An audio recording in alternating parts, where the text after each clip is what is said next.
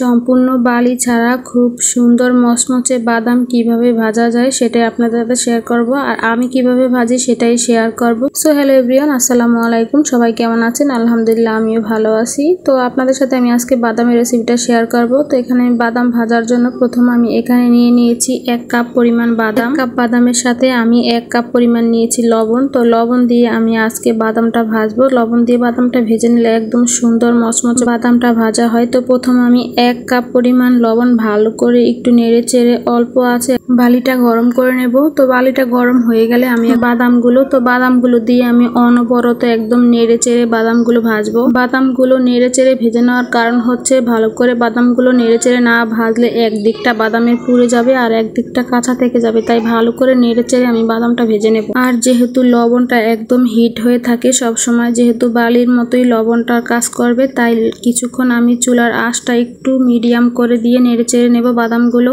আবার কিছুক্ষণ একদম লোতে দিয়ে আমি বাদামগুলো ভাজবো। এইভাবে করে হাইটা বুঝে মানে হিটটা বুঝে তারপরে বাদামগুলো ভেজে নিতে হবে। আর বাদামগুলো লবণ দিয়ে ভাজার কারণে একদমই খেতে খারাপ লাগবে এমনটা কিন্তু না, বাদামের ভিতরে কিন্তু লবণের স্বাদটা কখনোই ঢুকবে না। তো নেড়ে চেড়ে ভাজতে ভাজতে একসময় দেখবেন যে বাদামের কালারটা একটু লালচে টাইপের হয়ে যাচ্ছে। তো এটা দেখে একদমই ভয় পাওয়ার কিছুই নেই। বাদামটা পুরোপুরি ভাজা হয়ে গেলে একদম একটু লালচে লালচে হয়ে যাবে। আর এদিকে দেখতেই পাচ্ছেন বাদামটা একটু ফেটে ফেটে যাচ্ছে, মানে বাদামটা প্রায় হয়ে গেছে। আর অল্প কিছুক্ষণের মতন ভেজে নিলেই বাদামটা ভাজা হয়ে যাবে। আর এইভাবে লবণ দিয়ে বাদামটা ভেজে নিলে হয় কি, বাদামটা খুব সুন্দর মচমচে হয় তাড়াতাড়ি, আর বাদামটা একদমই ভিতর থেকে সুন্দর থাকে, পুড়ে যায় না। কিছুক্ষণ ভাজার পর আমি একটা বাদাম হাত দিয়ে তুলে উপরের খোসাটা ফেলে দেখছি যে বাদামটা হইতেছে কিনা, কিন্তু দেখলাম যে না, বাদামটা এখনো হয়নি। তো আমি আরো 2-1 মিনিট ভেজে নিচ্ছি। এখন আর একটু বাদাম তুলে আমি ঠান্ডা করে উপরের খোসাটা ফেলে দেখলাম যে বাদামটা আমার হয়ে গেছে। এখন আমি চুলাটা অফ করে দেব। চুলাটা অফ করে দিয়ে বাদামগুলো আমি একটা স্টিলের ছাঁকনি দিয়ে তুলে নেব। তো আমি এরকম একটা ছাঁকনি চামচ দিয়ে তারপর বাদামগুলো থেকে লবণটা ছাড়িয়ে ছাড়িয়ে তুলে নিচ্ছি।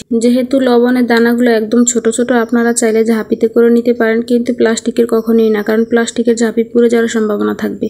তো ভালো করে আমি একদম লবণটাকে ছাড়িয়ে ছাড়িয়ে সবগুলো বাদাম একটা বাটিতে তুলে নিচ্ছি। আর এই লবণটা কিন্তু পরবর্তীতে আমরা কেক বা বাদাম বা আরো ছোলা বুট ভাজার সময় ব্যবহার করতে পারবো। এটা ভাববেন না যে লবণটা ফালা গেল বা অপচয় হলো, একদমই না। তো বাদামটাকে আমি ঠান্ডা করে নেব। আর এখান থেকে অর্ধেকটা পরিমাণ বাদামের আমি ছোলা পরিষ্কার করে নেব আর অর্ধেকটা পরিমাণ রেখে দেবো, কারণ একসাথে সবগুলো বাদামের ছোলা পরিষ্কার করে নিলে একদমই বাদামের টেস্টগুলো নষ্ট হয়ে যাবে, গ্রানটা চেঞ্জ হয়ে যাবে। তো ওটা খেতে আর অতটা ভালো লাগবে না। তাই তো বাদামগুলো এখন পুরোপুরি ঠান্ডা হয়ে গেছে, দেখতেই পাচ্ছেন খোসাটা কি সুন্দর উঠে যাচ্ছে। তো সবগুলো আমি হাত দিয়ে কষলে, মানে অর্ধেকটা পরিমাণ হাত দিয়ে কষলে একদম পরিষ্কার করে নিয়েছি। আর দেখতেই পাচ্ছেন বাদামটা কতটা মচমচে হয়ে গেছে। তো আজকের মতো এই পর্যন্তই। সবাই ভালো থাকবেন। আল্লাহ হাফেজ।